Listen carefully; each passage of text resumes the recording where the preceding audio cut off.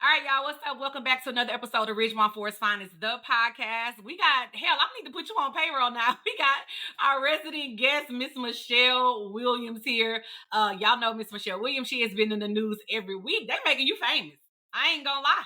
They are making you famous. But we want to just talk about what's going on with you now, because the last time we spoke to you, you were on home duty, home jail, teacher jail, for bucking the system, calling the system out. So as of Thursday, can you update us and tell us what's going on?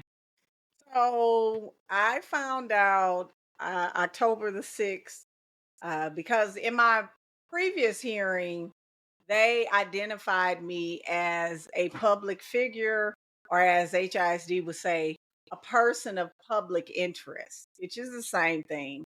Fancy. And they had to specifically say my name. Um, and in HISD, they don't normally do that because they argue, oh, we have too many teachers. Well, my thing is, if you're terminating that many teachers, then there's a problem with this. And you're talking about as far as on the board, on the agenda, when they Yes. list all the business that they have for the meeting. If they say something about personnel, they'll usually list a real broad something that says Yeah, about personnel teacher issues or contracts. contract. But they listed specifically your hearing, your name, your hearing, because you are a public figure. Yes. And that's my attorney had that done when they tried to non-renew me the first time. Mm-hmm. So that's what the media frenzy was about. There was a heightened media frenzy What? because my name was listed ahead of the board meeting. And I'm pretty sure they're not happy with my attorney. And I Doing told her that. I said, they're mad at you. for She doing was that. like, me? I said, yes, because you have my name listed there. Mm-hmm. So they voted to terminate my contract, which, I mean, I'm not surprised. Yeah. I wasn't surprised the other time. And a lot of people's like, I'm sorry this happened to you. Sometimes things are necessary. I have actually accepted the fact that this is the role that I have to play. Hmm. Um, I'm equipped for it. I've always been fighting, and I never could understand, but now I understand because everything that I've always fought, flexing, basically exercising that fighting muscle is Yeah. second nature now. Yeah. And understanding policy, advocacy work, it all played into what's taking place right now. So they voted to terminate my contract, and we'll go through the Chapter 21 process again. So explain to the people what the Chapter 21 process is. I know we've talked about this several times, but if we have some new people that are just tuning in and they hear the board has voted to terminate your contract, and they instantly kind of freak out like, oh my God, this is the end. Or even if at the end of the school year their district chooses to non-renew them. What does that mean? And talk about the Chapter 21 process for the people again for like the 10th time. So, Chapter 21 process is a right that term contract teachers have, not probationary contracts. Mm-hmm. That's what sets us apart, Mm-hmm. really, in contractual right. Since we're not a collective bargaining state, and we don't have all those other things as far as teacher things go, um, we have the contract that protects our rights. Mm-hmm. And so people I had, and I guess it was the media, the way that they put it out there, more so the Chronicle, said that they terminated me. And Yeah. they did, but they didn't. Right. So most people know that it's a next step. You appeal it, Mm-hmm. the process to have it overturned when you don't agree. And that's a right that you have as a Mm-hmm. term contract teacher. Yeah. So we talked about that on an episode before. We have a whole episode dedicated to the Chapter 21 process for Texas teachers who don't know their rights when they are given a letter of non-renewal, when they are told that they're going to be recommended for termination. They instantly just kind of go in the office and fold, or they're bullied into resigning, and they'll tell them something like, oh, if you don't resign, we're going to list your name publicly on the board agenda. And so a lot of teachers are like, oh my God, I don't want my name to be out there publicly that I'm getting terminated, or they recommended me for termination. And so they'll go ahead and resign. And I always say, when you do that, you cut out the fat meat. You cut out them having to do their job and do their Yeah. work. So I love that for the second time you are walking through the process, you were going through the process. And I've always said, like, if this were ever to be me, which I think is going to be me at the end of the school year, we're going to do it for the plot. We're going to walk through the process just for the plot, because how can you tell people advocate for yourself and know your rights and that if you don't, exercise the rights that you fought for? Let me go back to something, because you just said something earlier when we talk about joining the union and the importance of joining the union. Now, I joke with you personally all the time and say, I don't know who you with. I mean, I know who you with, but they are fighting like hell for you. So I know they worth the $30 a check, because I know they probably look at you and every complaint and be like, God damn, again.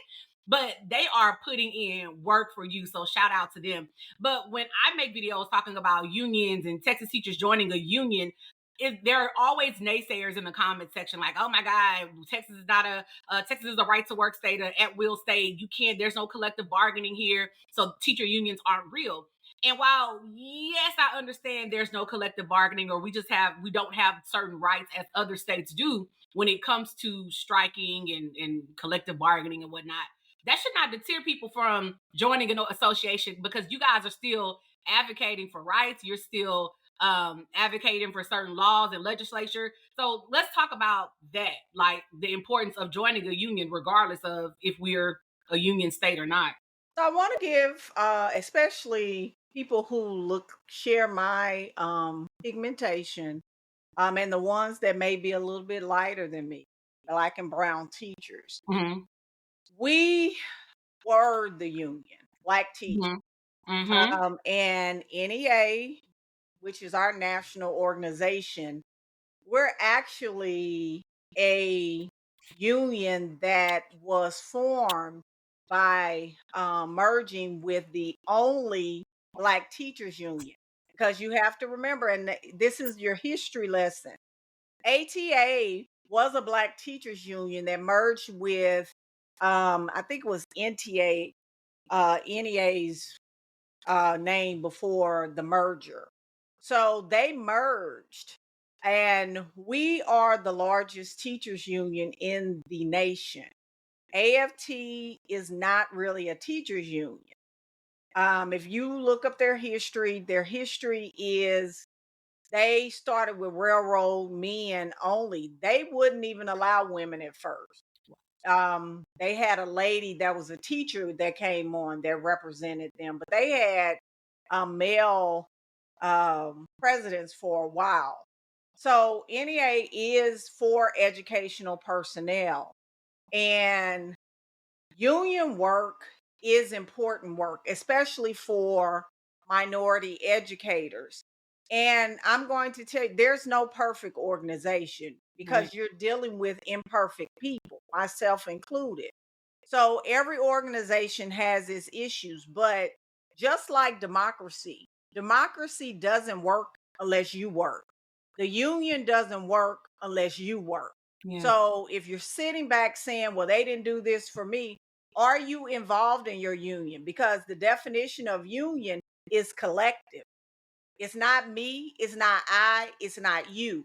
It's a Mm-hmm. collective voice pushing back on um whatever is not right or illegal, unethical. Mm-hmm. That's one of the things with me. What TSTA and NEA get to do with me, they get to flex their legal muscle. Mm. And collective bargaining, that's great. But when you have a legal team behind you who you know can hit a home run, Ooh. like the Ortiz law firm that I have behind me, 40 plus years of experience, plus they dealt with, as Ridgemont would say, Machete Mike Miles, in Dallas. They are a hard-working team of professionals. And NEA doesn't have two lawyers. They have a network of lawyers which they have the NEA fund. But in order for them to flex their muscle, they have to have members. Yeah. And we have to buy into it. And I guess this is a great opportunity because the Republicans have put out their version of a union to actually combat Yeah. or push back on us. And if you are, I ain't gonna say stupid, I'm gonna say unwise enough to Uneducated, join that uninformed. foolishness, then shame on you. Because Ooh. how are you gonna put your career in the hands of the fox that's guarding the hen house? Whew, we gonna have to do that a whole nother breakdown episode about that new organization that's coming up, because that has definitely been wild. So let's talk about, you did a speech at the board meeting on Thursday, which was fire. I'm gonna link it here also so people can go back and watch it. But to recap, you said, hey, this is about intimidation, retaliation, and bullying. You have said from get-go, you and Mike Miles have been butting heads since the word go. And you have said that this has been about retaliation. And it's been so crazy to see how public his retaliation has been. And it's almost like, are you unwell? Like, this is, I'm not a lawyer, okay? But this seems like a win-win, because the open retaliation is so obvious what they're doing. So talk to us about that. How is he trying to make an example out of you? So when it's just like the state of Texas, they went after the largest school district, and he Mm-hmm. figures if he can take me out, then he can take all the teachers out. But the day that they voted on it, my message is to the teachers: don't worry about me, because they're gonna shoot at me Yeah, because I'm out in the front. It's just like war. I'm gonna get shot at, you on the but front you line. best believe I'm shooting back. So that's my thing with them. And they tried to intimidate me. Lord have mercy. They brought me, my principal lied and brought me into a meeting with three men on one woman.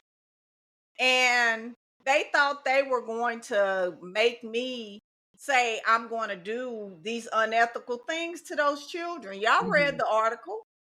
You Yeah. read the article, and she was spot on with her details of what happened. It was the clearest thing that I've seen out there based on what I was interviewed on.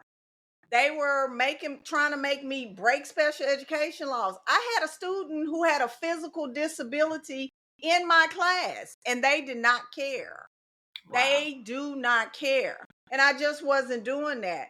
They tried to intimidate me and make up lies. Like when the lady called and said, "Oh, you didn't. We've been looking for you." So I was like, I told that lady, I said, I knew y'all was going to do this.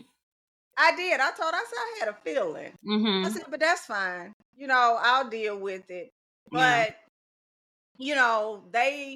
they do stupid stuff because you're going to make up a story the day before you got the email from TA about my special education, Your grievance or your complaint that you my filed complaint. against them. Yeah. Yep. Yeah. And let's go back and recap that for people that did not follow the last episode. So to sum it up, you have a classroom of, they gave you a new class of third graders.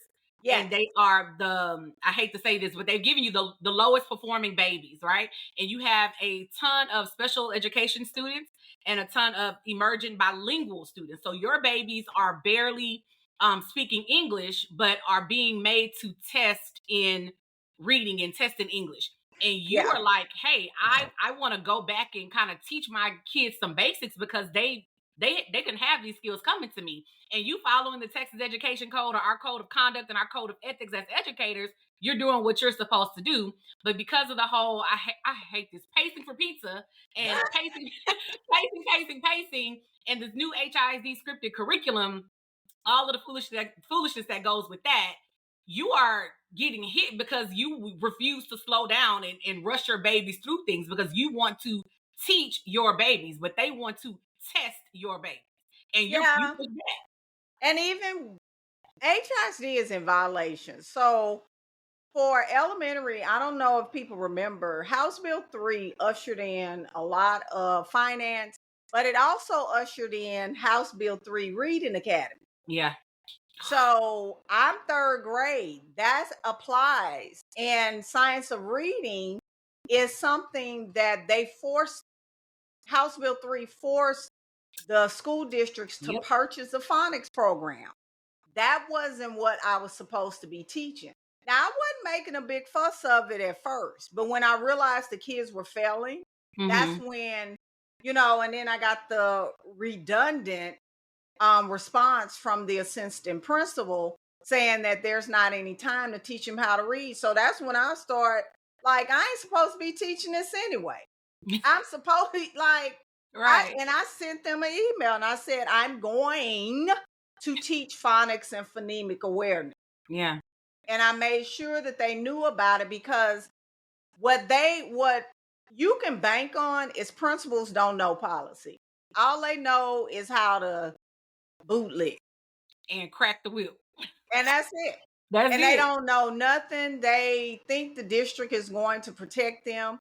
They don't. The district doesn't protect them from anybody, from Mhm. anything. The district will protect itself. Yeah, yeah. We've seen since I started covering HISD and the takeover. What was this? Are we in year 3? Is this year Mhm. 3? Sheesh. Since I started covering it right before, it was about to happen, and all of the many complaints I've gotten on all of the many administrators and district admin and district execs, it has been so, this is dead wrong for me to say this. It has been so satisfying seeing a lot of those big domino or those big chess pieces fall and tumble. And what I will say, and I always joke about you and talk about how you've been mentoring me off behind the scenes, but your documentation is so immaculate. When you present yourself and when you present your grievances, because you don't give a damn if you file a grievance in a heartbeat. And we'll talk on a Tuesday and you'll text me Tuesday night filed. I'm like, shit, you don't play. But so immaculate how all of those people, I'm sorry, a lot of those people that came for you have gone on to elsewhere. And I say elsewhere, if you're a middle school teacher and you've ever read The Giver, the story The Giver, it's about this dystopian community that appears as a utopia, and they always say he went elsewhere. And so people say, "What is elsewhere, baby? Gone to hell, dead, done." Okay, so anytime y'all hear me say elsewhere, they go on to career heaven or career glory, whatever you want to call it. And so we've talked about a couple of people. I know in the last episode we mentioned the HR chief executive officer, Miss Jessica Naiman, and the day after we posted this on YouTube, she reached out to me like, "Hey, hold on, what's going on here?" And I'm like, well, hey, you can always come on and tell your side. So I definitely don't want to, throw any slugs or shots at Jessica Namath, because I really do believe that she is very vital to a lot of the that's going on, and she may not be negatively involved, but she's involved and she has a lot of information. So I do have a feeling that her name is going to be called for a lot of things with a lot of teachers coming up soon.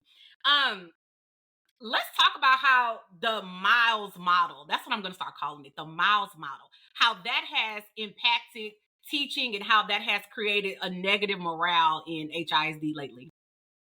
So I'm going to preface this part of the conversation with, we have a retired nurse. She says that Miles is a legend in his own mind. And, and when she says that, I always think about John Wayne, Mm. um, and the Wild West. So he wants validation. That's why he put out that haters gonna hate. So he wants to take It was this. so pause, because Mike Miles, that was the corniest. Corniest. I said, who is on his media team? Who's doing this? This was so corny and unprofessional of him to put that statement out.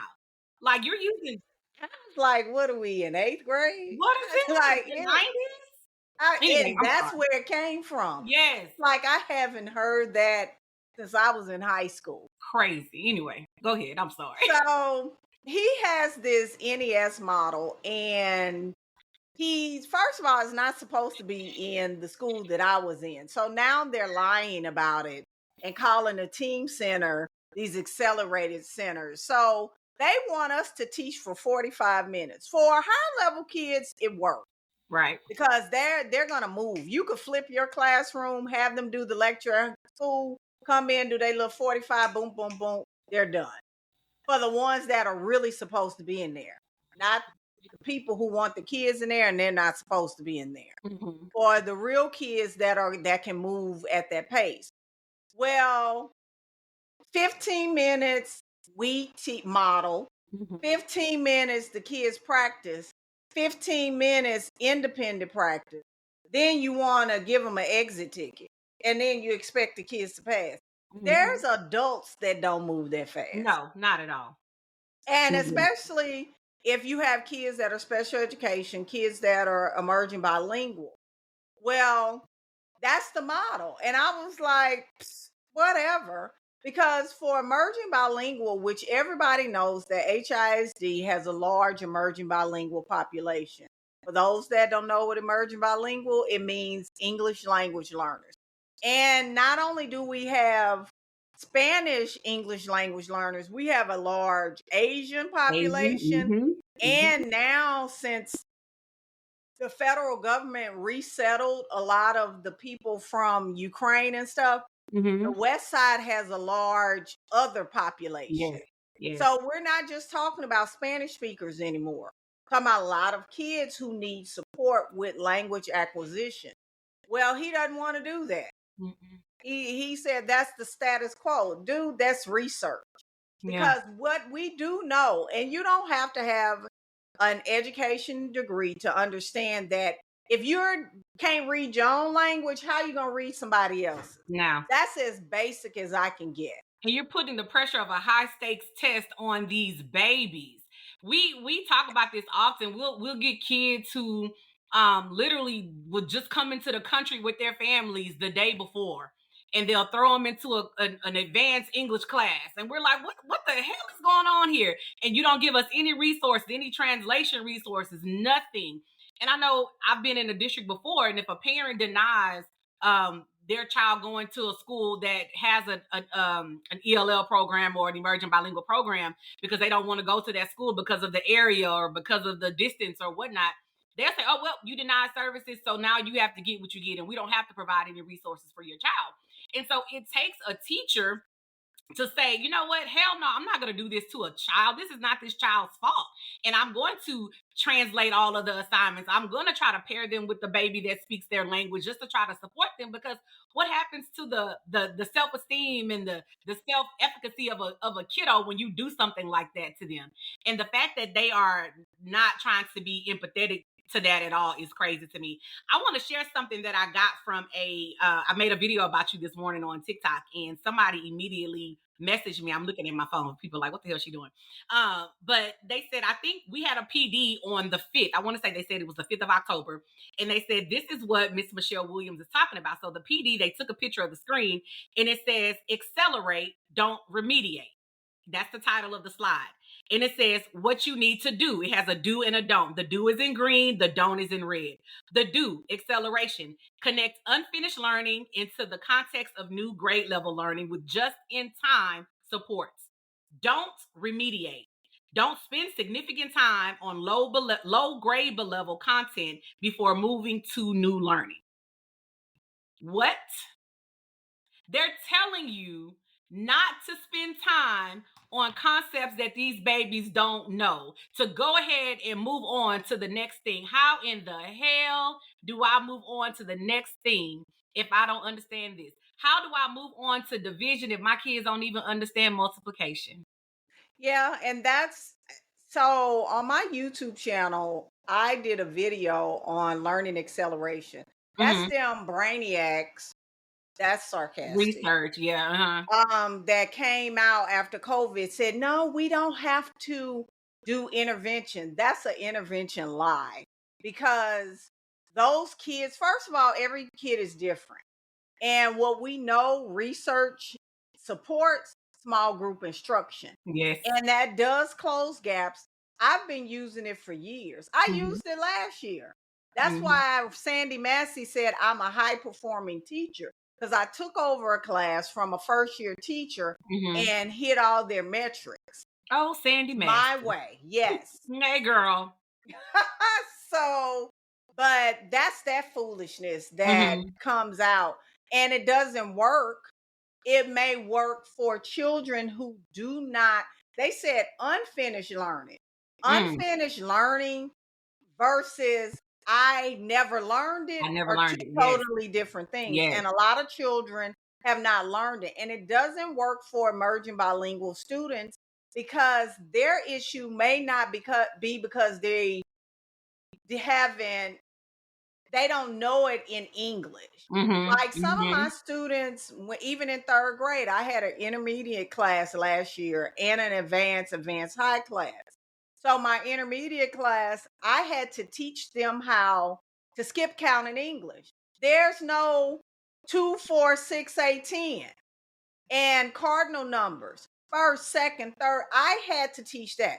Those kids hadn't had English, math, so they don't know it. Right. They were writing the date in Spanish. Spanish. No, Mm-hmm. we put our month first, and those are things that you have to teach them. Yeah. But they don't allow you to do that. And that's why the stuff that they're proposing does not work for special population children. Mm-hmm. Yeah. And even you brought something up that just made me think about it. How some of these babies that come to us from different countries and different parts of the state even, and English is not their first language, how we automatically, the school system label them as special ed or label them as, deficient. And it's like they're brilliant where they came from. We're the dummies, we're the slow ones. It's Yep. nothing wrong with us, but we make them feel like they're less than academically. And that breaks my heart. So I appreciate you fighting for those babies. And I wish parents understood when they come and get on social media and they get the yapping and bumping their gums. Like, there are teachers like you and others that are really on the front lines fighting for their child's educational rights. And somebody in the comment section, it was so funny because I saw you lit them up before I even got to it. But they said, I think it was like the Houston Press maybe posted a story about you.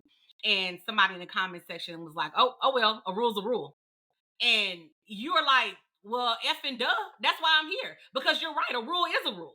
And I'm following the rules that were laid out for us by the state of Texas, and I'm being punished for following these rules. So y'all can't pick and choose when y'all want people um to follow rules when it benefits you. So if you tell me, hey, if I sign my teacher certification and it says that, hey, I'm upholding this rule, this ethic, this moral, this value, and then you turn around and punish me for doing exactly what the hell you said I had to promise to do, what are we doing? But people don't understand. You can't plead ignorance of the law. Mm. So it's a catch-22 situation. I know they don't like me. So say for instance, I'm the compliant teacher. They can still jam me up. Yes. They can still come back and say you didn't follow this. They can still say that. I said people don't even understand that. It's a double-edged sword. I follow the law. The law states that I'm supposed to be teaching phonemic awareness, phonics, and foundational reading and science of reading. The district was supposed to purchase a phonics program. They did not. So I taught it on my own because I taught it before I taught reading, and that's why my principal put me in there. I pulled my night house stuff. I pulled Nah. yes, I pulled it all. And I was teaching my kids how to read the stuff that I was supposed to do. I didn't break any laws. The district was at fault. Right. What's the point? So I had a student in my class that I retained last year. So that student could get the services. That's really what got me going, because I was like, why did we do all this work for this student to be in a class where he's in the same position? And I was like, I'm not going to allow this to happen. And that's what really got me going, because that student was a different student that year, ready to learn. And no, you're not going to flush these kids' lives down the tube before they even get started. What Before you even teachers give them a don't chance. understand, They're using you all to derail these children before they get started. And they're going to do it to yours too, with your selfish self. Oh, I Yeah. got bills to pay. But it ain't going to be funny when your kid, they going to have you so tired, you're not going to even be able to teach your kid. That's But it. that ain't going to be me, because guess what? I'm going to teach my grandson, Yeah. because I'm going to have the time, because I'm not going to be complicit in this system that is using our talents to derail children. Not Yeah. doing it. Yes. You said in I saw a quote in the article that you said that they are, or Mike Miles is trying to make employees. He's Oh, training and absolutely. breeding employees, not scholars, not students, not future professors, future worker bees.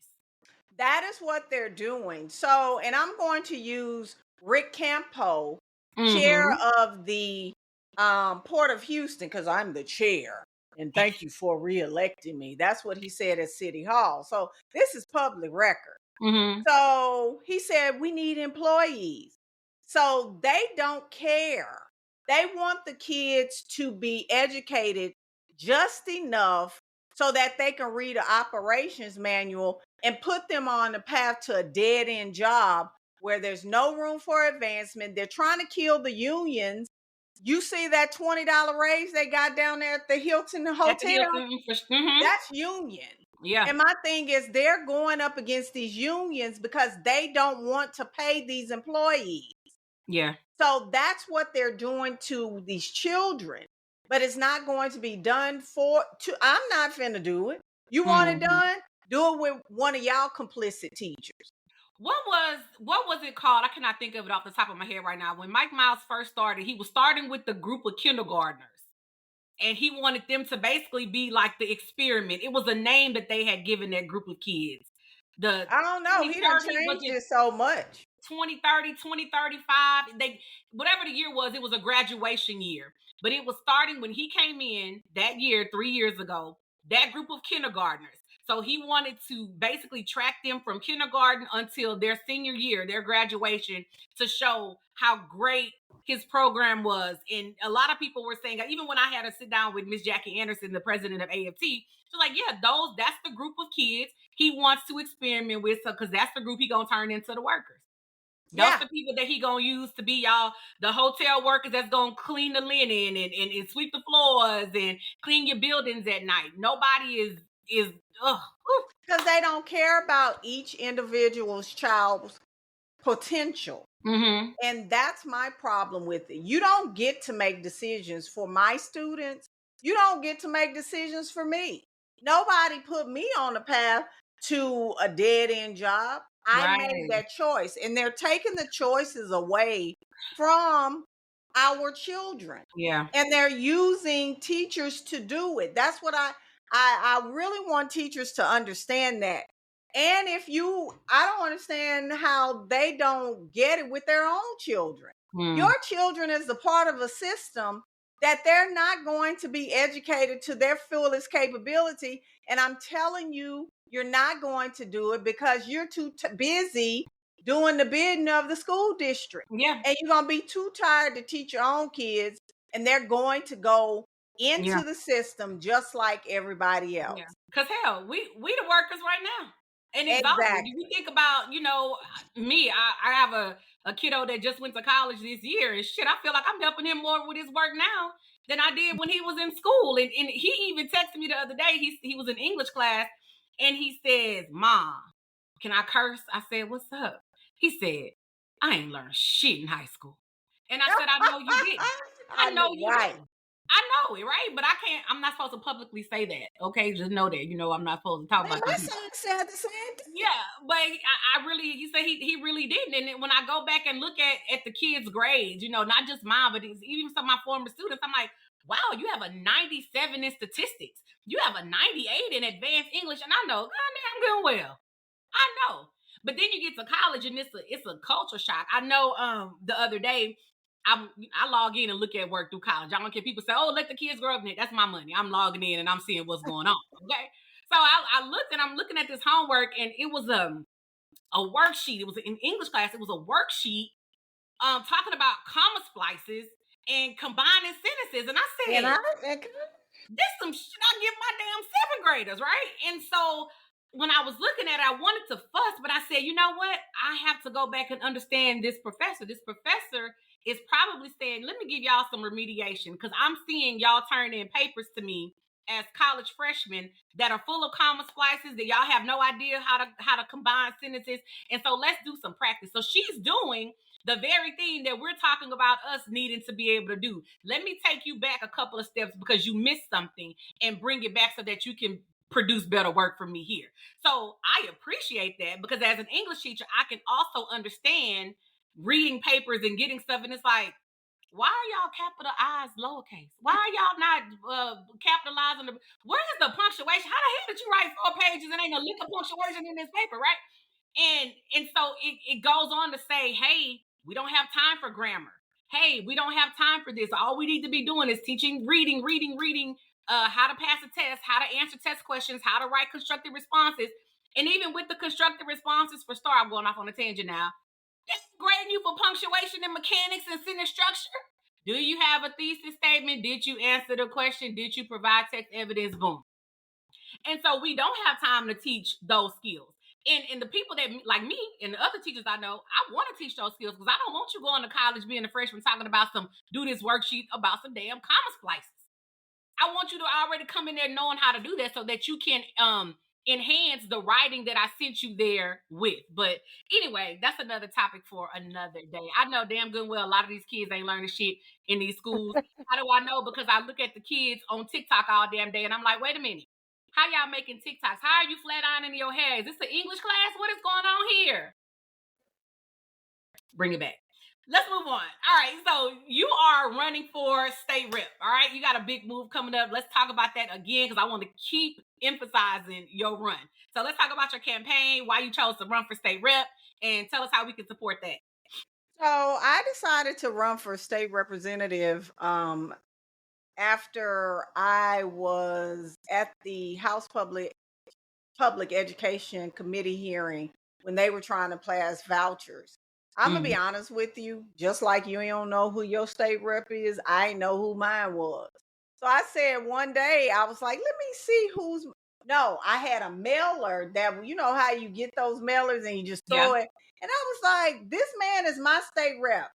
So I sent him an email to see if he was going to, never got a response for him. Wow. That was the first little blip in his. I was like, yeah, okay. So I said, when I go to Austin, because we do lobby days, and I had gone up there and spoke twice for I stayed up there 2 days when I was on administrative leave the first time. So when I was up there for the voucher vote hearing, and he was saying that, oh, yeah. And then, mind you, he was asleep. Oh, well, they got segregation wrong, and integration, the courts got it wrong, and they got that it was about parental choice. What? And I started looking around, because it was 3 a.m. And I was like, you like, am I asleep? Because I was tired. I ain't gonna lie. And I was like, did y'all hear? Little baby said it. He said it the right way. He said it. So I still wasn't sold on it. What really just kind of, because I was like, because people were saying, well, why don't you run for office? I was like, well, why don't y'all run for office? I'm serious. Like, because my life, I have a magnifying glass on me, and I forget, because I'm just like I'm a person. Regular person, yeah. I'm not nobody's shero. I try to do what's right. But I have come to realize that I am in the public eye, and people recognize me. And a lady was up there. She was a retired teacher. She was still with NEA. And I started talking to her. I said, did you hear this? I told her what he said. Her name was Dawn Richards. And she's in Brad Buckley's district. He's the chair of the House Public Education Committee. And she said, I ran against him. She said, I lost, but I still won. I said, what? She said people were saying he never does anything, just like Charles Cunningham does nothing. She said, but when I ran against him, he was trying to do all kind of stuff.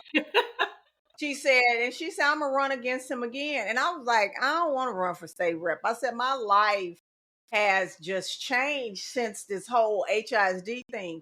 She said, Michelle, no, you need to. And I was Mhm. like, for what? She said, because if we don't challenge them, they will stay complacent. She Yeah. said, we need to constantly make them uncomfortable. Yep. And I thought about it. I said, you know what? I looked the research up. I looked at the numbers to see if it was a winnable district. I talked to our policy person, um, and I reached out to her and I said, you know what, I'm going to run. And that was the decision I made um, that day. Wow. So how can people support you? Talk about your website, campaign, because I saw James Tallarico, shout out to him, post something on Instagram today, and he's like, "Hey, with just $10 a day or $10 from each one of you, you have the right to help us take democracy back in Texas." Da, da, da, da, da. And I had already seen something where dude had raised like some millions quickly. And I said, "My God, what if we?" And I love James Tallarico, so no shade to that. But what if we supported Black women like that? Like, Yeah. what if, your 20,000 something followers gave $5 or $10 for your campaign? What if the teachers that you advocate for on a daily basis, who know you're advocating for them and who don't know you're advocating for them, gave $5 to $10 to your campaign to support you doing this on a larger scale? How So amazing would that be? it would be, but here's my thing with teachers. I need for teachers to stop holding the purse strings closed when it comes to worthy causes. Because to be honest with you, our PAC, you know what PAC stands for? PAC, Political Action Committee. The Mm-hmm. union cannot use membership dues for political support of candidates. I gave $200 just when I was at NEA conference. That was Mm-hmm. my money because I know that it's important. We have to give money to campaign. And what I'm running is a grassroots organizing campaign. And $5 does go a long way. We have to collectively get behind candidates that are advocates for public education. And teachers have a unique opportunity in me Mm-hmm. because James Tallarico was a teacher, Mm-hmm. but he represents something else. I am a classroom teacher, a sitting union president. I represent working people. I represent teachers. I I I honestly talk to state representatives all the time. I always have been in politics, the educational Mm-hmm. side. You have a unique opportunity to have your issues because the same way y'all see me in the press, I'm not scared of them people in Austin. I'm not. They're people They just know it. like me and you. They know it. I am not afraid of them. They know it. So you have an opportunity to donate to my campaign, not just once, because the first time is the primary. Mm-hmm. The second time is going from March to November. My race Mhm, isn't until November, but mhm, we got to get people out to vote. We have an apathetic voter base. And I'm going to be honest with you, y'all got to vote. You got to got get to. out and vote no matter what the case may be and be excited about a candidate who's going to bring your best interest. HISD teachers, to be honest with you, they don't, you can ask them, do they know who I am? They're going to Mhm, tell you, oh, we know her. She did this, she did that. That's the mhm, same thing I'm going to do in Austin. So if mhm. you want to donate and you want to put your money, take that $7-10 from Starbucks I know. and go to Michelle for state rep, FOR, not the number four, for staterep.com and hit that donation button. And what you can do is become a monthly sustainer. I got a couple of friends, they donate $5, $10 every pay period. Mhm. It adds up. Yeah. You can give $5, so stop it. Yeah. Yeah. Yeah. So you have been holding it down as the HEA president for how long? 6 years. 6 years. And so this is your final year. Your term is up.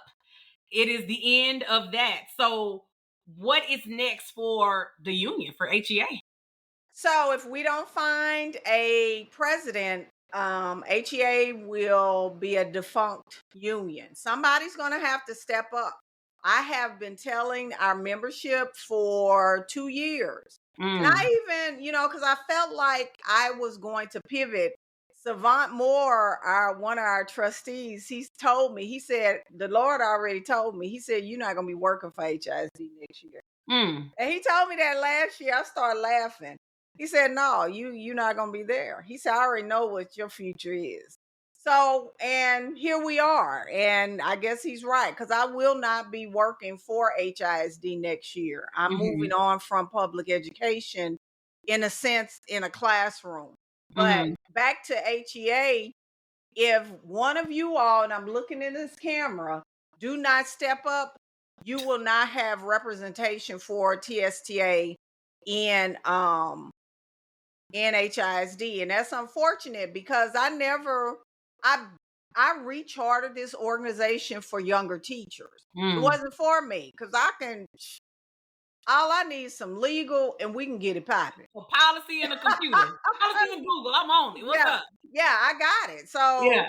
I didn't need anybody to speak for me, but it was important. It was important for the teachers to have another organization. And I think it is important, because just like with the public school got complacent, organizations get very complacent. Yeah. And competition will make you get after it. Yeah. So, but yeah, if one of y'all want to be just join and step up and become that leader.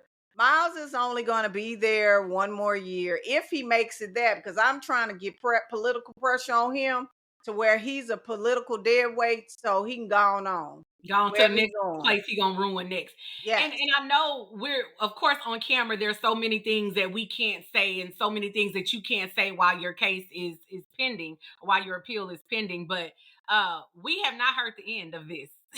Oh, absolutely. No. It's just get started. I feel like the good shit is just getting started, right? It is. It's just getting started. You all need to, like, today I've posted a picture of me smiling. And that's why my slogan is stand up, speak out, and fight together. That's what we have to do. Stand up, speak out, and fight together. Yeah. I'm not through fighting. I'm not. Trust and believe, because I was irritated at first. I'm mad now. So you already know. What's going on? You say, what the hell you calling me with that? You cussed me out. And you was like, the hell you worried about? I was like, it's not fair. You was like, girl, please. Anyway, what you eating for lunch today? I was like, no, wait, we in crisis. And you were just so poised and composed. And I know that it's because you're strategic. I've learned this, learning under you. You are so very strategic.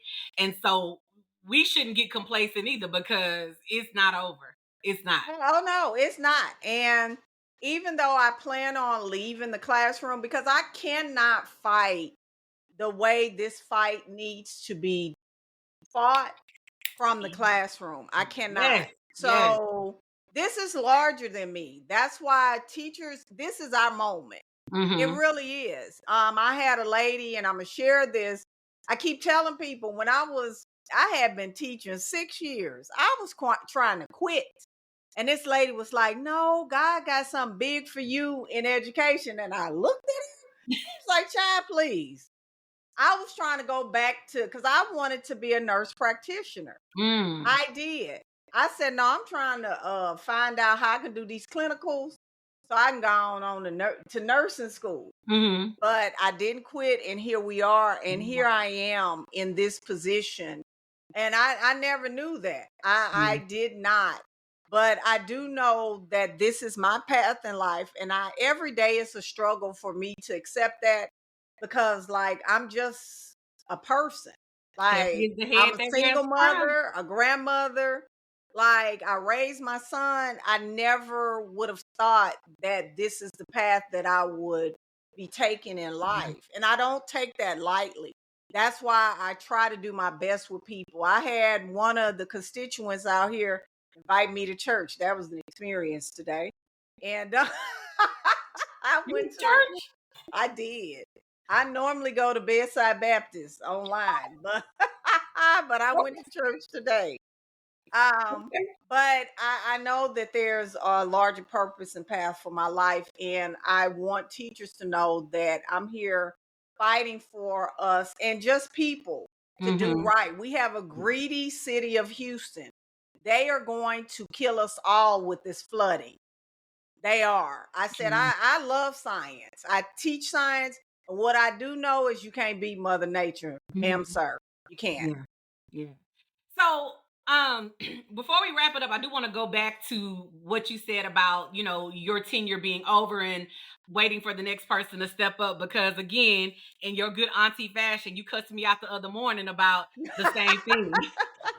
It was about 6:30 a.m. You cussed me out about, stepping up and doing that. So when you talk about chartering and rechartering an organization, I don't think people understand how much work goes into that. And so as I am looking, let me look at the camera, teachers that are or where I am, wink wink, I am in the process of trying to work on that for our area in NEA or with TSTA. And it is a lot of work. So if you are getting ready to take over an HISD or you are interested in taking over an HISD, Michelle has already laid the foundation for you. It's just you picking up the baton and going with it. Versus people who have to start from ground zero Yeah. and try to build something, and that has been challenging. But as I got motivated the other morning, uh, and have been given homework assignment for my fall break, that is what I will be focusing on this fall break. She told me she didn't give a damn about nothing else I had going on, but I needed to get this done. And she's absolutely right, because even if this is, my last year in education or my last 2-3 years in education, I feel like I have to set this work and do it for the next group that's coming up. Because baby, let me tell you something. I'm 20 plus years in. This shit about to get uglier. And I'm like you, I don't think I have it in me. I know I'm going to always be a fighter, but I definitely don't have it in me to fight a system from in the classroom. All right. And then it's especially hard when you're a taxpayer in the community, in the district that you also work in. So something's going to have to take a back seat sooner than later so that you can continue fighting. So shout out to you for that. Please keep us updated. I'm watching, waiting on your chapter 21 shit like it's the next episode of Real Housewives or something. It's going to be very interesting. And I encourage all the teachers, Texas teachers, young, olds, whatnot, veterans, to tune in and watch how this chapter 21 process goes. Again, if you were not along for Miss Michelle's ride the first time, what was that, March 24? Yep. March 2024. You were not along for that very interesting ride where they had to reinstate her after an independent hearing officer with TEA came in and basically told Mike Miles HISD things full of shit. Here we go again, and we're again hoping and waiting for results the same. I know you want to be out of education, but you do want to be vindicated, and I love that. I do. I You need to clear my name. Like yeah, Tina Turner say, all I want is my name. I want my name. I And love it. at the end of the day, I did right. And I sleep at night. People are like, are you no, I'm not, because I did what was right Mm-hmm. by children. And shout out to my peeps at Benbrook. They riding with me and I'm riding with them. And we Love finna that. get it popping. Y'all gonna see some sparks fly. We're about to get, because I am not playing with HISD and these violations. They will not. Mm-hmm. They're not gonna rest well with Yeah, me out here. Cause baby, while you sleeping, I'm plotting. you plotting, and she be up wee hours of the morning plotting, y'all. So I do love that, and I just want to say for all the other people, that are in Hattie Mae, in them top district positions that have been complicit to bullshit going on with some of these teachers, even the ones that don't know that they have a case. your time coming and your name gonna get called. I need y'all to be on the Mhm. lookout. Keep your head on the swivel too, and just be mindful of the dirt that you're doing for this man. I have seen, when I tell you, I had to put a post out the other day that said, "Hey, I am being flooded with y'all's grievances and y'all's complaints and y'all's recordings of how these principals are talking to y'all, and I cannot mentally, I can't take anything else if y'all are not gonna fight." Because a lot of them are still so very scared and intimidated, and I hate that because I'm not a person like that. So I'm like, hey, you flood me with stuff, and then you say, but don't say nothing. I'm like, well, baby, you got to call a therapist because I can't hold everybody's baggage. I got my own battles. I'm finna get ready to fight. I'm trying to fight everybody else's, and so like you said, collectively, people are going to have to start speaking up. I have seen amazing things when a group of people get together and put pressure on a school district. And if everybody is not willing to collectively do that, y'all gonna have to just fight your own battles. Because And we here for yeah, the people that's gonna fight. Because what you say, the cavalry ain't coming to save us. baby, we are the We are cavalry. the And cavalry. this is, and before we go, our retired teachers, especially you newly retired teachers, I know y'all bitter. I get it. But I need y'all to get back in gear because we don't have another election. This election is Yes, it. yes. We need to take back the lower chamber, which is Mm-hmm. the Texas House, so we Mm-hmm. can control it just in case we can't get rid of the governor. You all need to get in gear. We need the old ones that been retired, you new ones, get off the couch and find TSTA Retired, the Houston one. You can join. Their membership is slowly etching up. I can put you in contact with the person that's over it. You all need to get out here and fight. We Yeah. need you. Our Yes. children need you. Your grandchildren need you. Since you talking about I don't have no kids, I'm retired. Mine is too. Yeah. He old. So we need you all. Contact me. You can reach me Facebook, Instagram, all of them. I am there and I try to be very, very responsive. If I don't respond, it's because I didn't see. Yeah. Yeah. So, but yeah, we need y'all in this fight. We don't have another election. If you Yeah. want to block walk, go to michelleforstaterep.com. Even if you can't block walk, you got other ways to give time, Time and money, money. or you can be once we start doing calling, uh you can do that as well from the comfort of your. We need you all in this fight. Yeah. Yeah. Well, all right. We're going to keep our fingers crossed for you. Can't wait to see the process go through. I think it's an amazing learning experience for myself and other people who want to get in the fight. Again, if you do not have a charter, NEA or TSTA in your school district, and you are interested in starting a charter in your school district, please reach out to the people at TSTA and tell them, hey, I'm in such and such districts and I want to get a chapter started here. I know when I did my research, we had 36 out of a school district of so many thousands and thousands of employees. Only 36 people were giving dues to TSTA NEA. And so to take those 36 and try to reach out and say, hey guys, let's kind of start our own thing locally so we don't always have to, we could just, whew, okay, I'm gonna just say, whew. But it's not going to discourage me. We're going to keep going and just encourage other people if you are like-minded to do the same thing. Because like I said, once I saw how they were going to bat for you, that damn legal team, shout that legal team out again, please. The Ortiz Law Firm. Man, shout out. They working overtime for you. Once I saw how they were representing you, I dropped my membership with somebody else and I got on because I said, I need this. This is the kind of energy I need. So, again, praying everything goes well for you. Thank you for joining us again, and hope you'll come back to update us after we go through that hearing. Yep, I'll be there. And if you are on home duty, my hearing will be live. You can join. Wow, that's more tea. All right, we'll talk about that then too. All right, we'll see y'all next time. Bye.